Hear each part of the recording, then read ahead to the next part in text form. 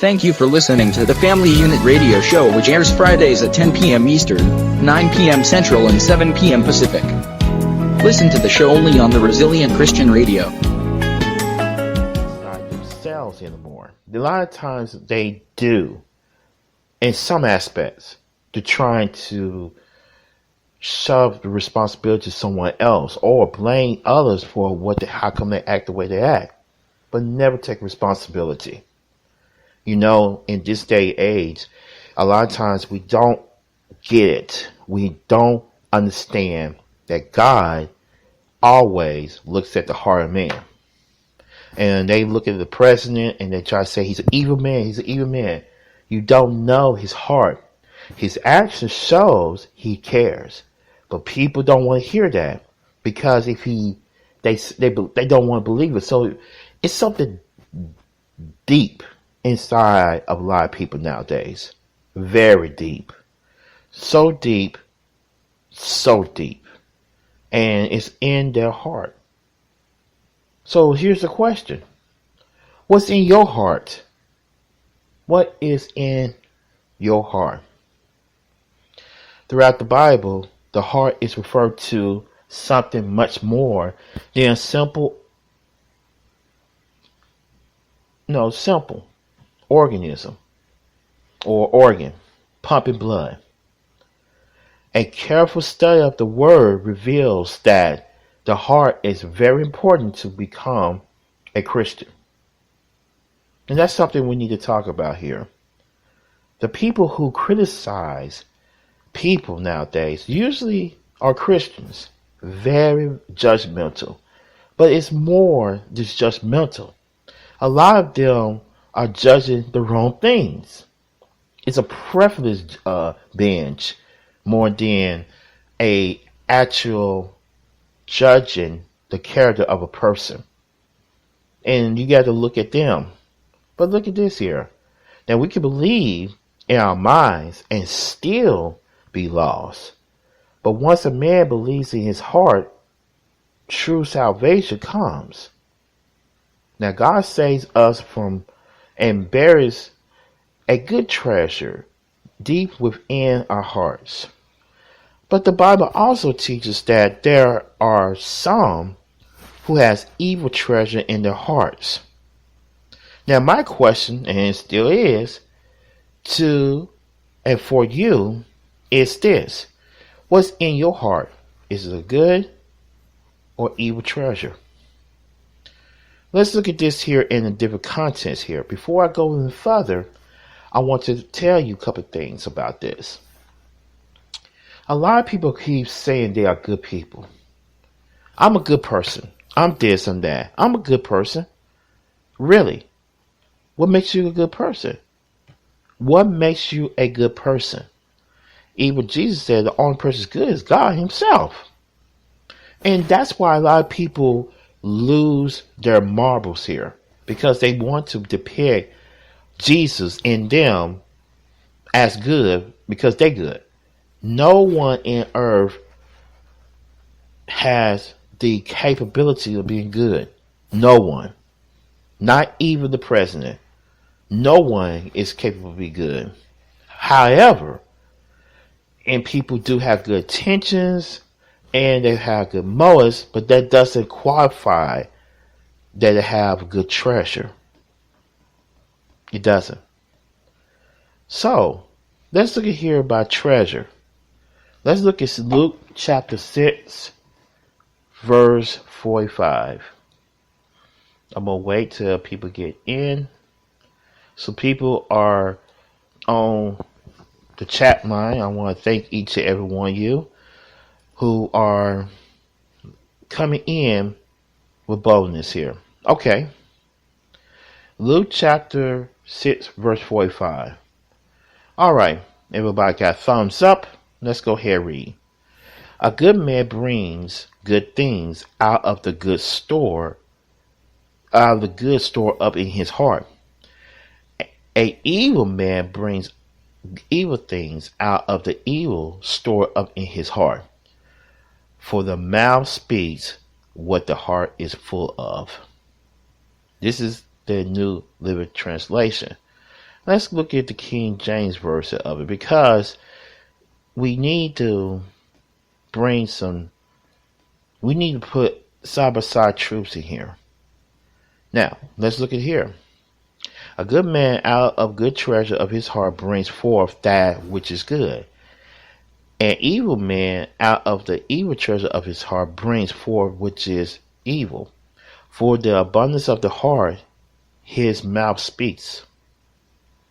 Let's look at this in the Amplified version. Yeah, because remember, we are trying to bring clarity into this. Clarity is good when we are trying to bring truth into this mess. Now, this is the Amplified Classic Edition. Okay? The upright, honorable, instinctively good man out of the good treasure stored in his heart produce what is upright, honorable, and intentionally good. And the evil man out of the evil storehouse brings forth that is which is depraved, wicked, and intensely evil. For out of the abundance overflows the heart, his mouth speaks. I want you to think about that for a minute. What does that mean to you as a believer? Look at this. A good man out of the treasure of his heart brings forth good fruit. An evil man out of the treasure of his heart brings forth evil fruit. How can we tell what lies within someone's heart? Now, out of the abundance of his heart, the mouth speaks. Okay? No doubt his words will give him away. There are many who claim to know Jesus, but once they open their mouth, it's easy to tell how they don't. Now, I want you to think about this. What kind of treasure is in your heart? Is it belief or hardness? The good treasure of belief. Let's look at Romans chapter 10, verse 9-10, which is one of my favorite scriptures here. Romans chapter 10, verse 9 and 10. Okay? All right. I'm going to read this from the Amplified Bible Classic Edition. Okay? And that is, because if you acknowledge and confess with your lips that Jesus is Lord, and in your heart believe and hereto trust in and rely on the truth that God raised him from the dead, you will be saved. For with the heart a person believes and hereto trusts in and relies on Christ, and so is justified, declared righteous, acceptable to God. And with the mouth he confesses, declares openly, and speaks out freely his faith, and confirms his salvation. I want you to think about that. Now, this verse teaches that two things must happen before salvation can take place. That is confession with the mouth and belief in the heart, not belief in the mind. The key word is belief in the heart. It never comes from the mind, because the mind is corrupt. Now, let's look here about this stereo, the evil treasure of hardness. Let's look at Mark chapter 16, verse 19-14. I'll give you time to get there. Mark chapter 16, verses 9-14. Okay? And we're going to read this from the King James Version. Okay? Now, ready? Now, when Jesus said, or was risen, okay? When Jesus was risen early in the first day of the week, he appeared first to Mary Magdalene, out of whom he has cast 7 devils.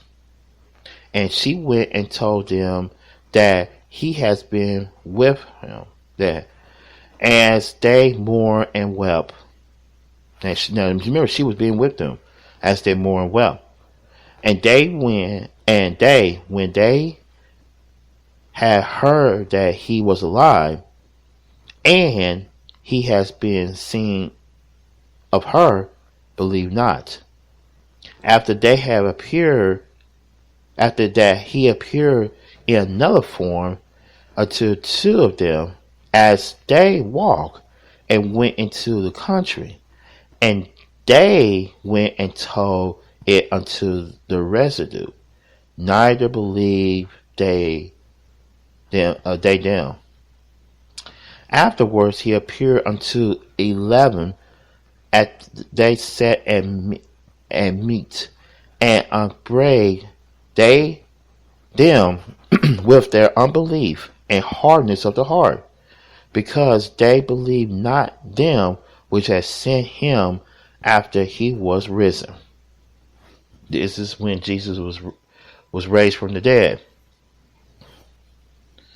Now, on two separate occasions, eyewitnesses who had seen Jesus told the disciples that he was alive, and both times they refused to believe it. Finally, Jesus himself appeared, and they had no choice but to believe. But Jesus scoffed them for their unbelief and hardness of the heart. It's no different today than it was back then. Even everyday people are told of Jesus Christ, and every day they refuse to believe. They have hardened of their hearts against the truth. That includes many who sit on the church pews every Sunday. They hear the gospel message week after week from every eyewitness who has experienced the power of Jesus in their life, but they still refuse to believe in their hearts. Unfortunately, some who will come to believe until they have passed from this life and meet Jesus face to face. But the Bible teaches that will be too late. Now, think about it like this. Where do you stand today? Have you confessed with your mouth that Jesus is Lord and believe in all your heart? Or do you have a heart filled with hardness towards the truth? Now, think about it in that category here. Do you still believe that? Because some people in this day really don't trust God. They go to church, they do all this great stuff, but they don't trust God. That's sad. That's really sad. And how about your family? How about when your family members don't trust you, man, God, and you wonder why they can't trust me? Because you don't trust God yourself. You don't trust God for yourself. You can't blame your family because they what? Are adhered to you, the leader of the home. You set the tone and everything else. But also too, other people in the family could cause that to go on in your family. It cause that kind of division. You see? Let's look at understanding and foolishness, because you got the key. He had the key points here about what's going on. Understanding or foolishness. Now, a good treasure of understanding. Let's look at 1 Kings chapter 3, verses 9 and 10. Okay?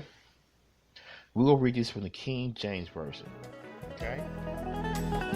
Check us out at Facebook at RCR Network. And also on Twitter at RCR_network. And our website at rcrnetwork.com.